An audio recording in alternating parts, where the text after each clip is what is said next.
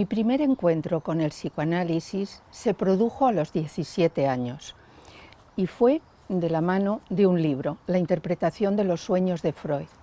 libro que una persona de saber para mí me había recomendado, entre otros muchos, por los que de alguna manera era como obligado transitar. Para mí fue una gran sorpresa y un gran hallazgo la lectura de este texto, porque me permitió, no sé muy bien yo lo que entendí, la verdad, a día de hoy no sé lo que entendí del libro, pero lo que sí me quedó fue como el interés por el psicoanálisis ligado a la idea de que podía orientarme en la vida a la par que quizá responderme a algunas preguntas que me acompañaban desde la infancia, preguntas alrededor de la locura. Yo había presenciado en un par de ocasiones los grandes ataques histéricos de la época y también me hacía pregunta cosas que yo no entendía de los haceres y pensares de los otros. Decidí, a partir de la lectura de ese libro, matricularme en la Facultad de Psicología pensando que los estudios de psicología iban a ser los más cercanos al psicoanálisis. Y efectivamente, en aquellos primeros años de la Facultad de Psicología en Madrid, había un cierto debate entre profesores y alumnos alrededor, tanto en los seminarios como en las clases, alrededor del psicoanálisis y del conductismo. Muy pronto, en los primeros años me di cuenta que ahí había un tope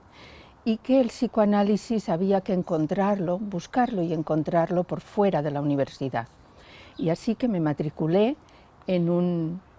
grupo de estudio de psicoanálisis o de introducción al psicoanálisis con un psicoanalista recién llegado a Madrid que, según me informó una amiga, era psicoanalista a la par que marxista, dos significantes que sin duda presidían mi búsqueda en aquellos tiempos. Después inicié mi primer análisis, que concluyó, y unos años después acudí al Instituto Francés de Madrid a escuchar a una colega española que venía de París y que daba un seminario, creo recordar que sobre el padre, pero lo interesante de ese encuentro fue que empecé a leer y a encontrar la obra de Lacan, que hasta ese momento yo no había trabajado ni leído. Inicié mi segundo análisis y lo concluí y proseguí mi formación.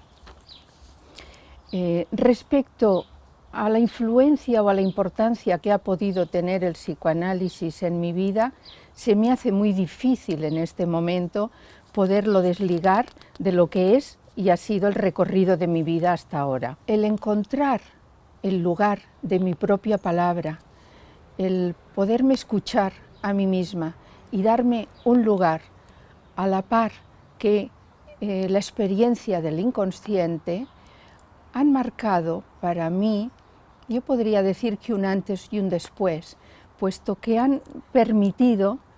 que yo vaya recorriendo mi camino, elaborando cierto saber sobre lo que es mi propia singularidad y mi manera de ser.